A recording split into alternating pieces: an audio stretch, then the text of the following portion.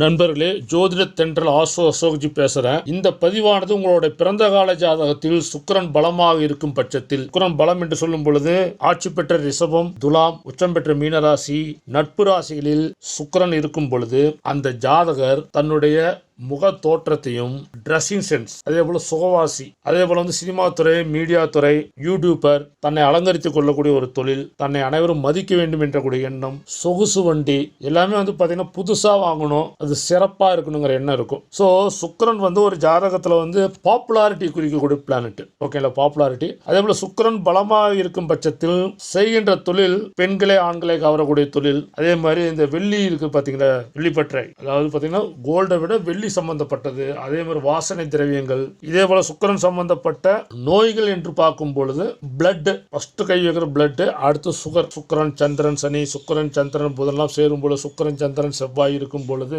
ஜாதகம் 30 வயசுக்கு மேல போனவே எல்லா விதமான பிரச்சனைகள் வர ஆரம்பிக்கும். இந்த மாதிரி காம்பினேஷன் இருக்கும் பொழுது அதுல கொஞ்சம் கவனமா இருக்கணும். சுக்கிரன் உச்சம் பெற்ற நபர்கள் கொஞ்சம் பந்தா பேருலியாகவும் இருப்பாங்க. தனக்கு எல்லாம் தெரிகின்ற எண்ணமும் அவங்களுக்கு சுக்கிரன் பண்ணும். ஓகேங்களா, அதாவது பார்த்து தான் பேசுவாங்க. இவங்கள்ட்ட பேசலாமா வேண்டாமா, ஒருத்தரை பார்த்தா பந்தாவா இருக்கிறான்னு சொல்றதும் உண்டு, பந்தா பேர்வழி சொல்றதும் ரெண்டும் உண்டு. அது ரெண்டுமே சுக்கிரன் தான் குறிக்கும். ஓகேங்களா, மேக்கப் ஐட்டம்ஸ், தன்னை அலங்கரித்துக் கொள்ளுதல், தன்னை அனைவரும் பார்க்க வேண்டும், உற்று நோக்க வேண்டும் என்ற ஒரு பிளானட் இருந்தால் சுக்கிரன். சுக்கிரன் பலமாக இருந்தால் பொதுமக்களிடம் செல்வாக்கு உண்டு, அவருக்கு செல்வம் செல்வாக்கு உண்டு, அவருக்குன்னு ஒன்று மரியாதை உண்டு. ஏன்னா சுக்கிரன் உச்சம் பெற்றிருந்தாலே மிகப்பெரிய யோகம், ஆட்சி உச்ச நட்பு பெற்றிருந்தாலும் யோகம். குறிப்பாக சுக்கிர திசையில் அனைத்து விதமான சாதனைகளையும் சாதிக்கக்கூடிய நபராக இந்த ஜாதகர் இருப்பார். நன்றி, வாழ்க வளமுடன்.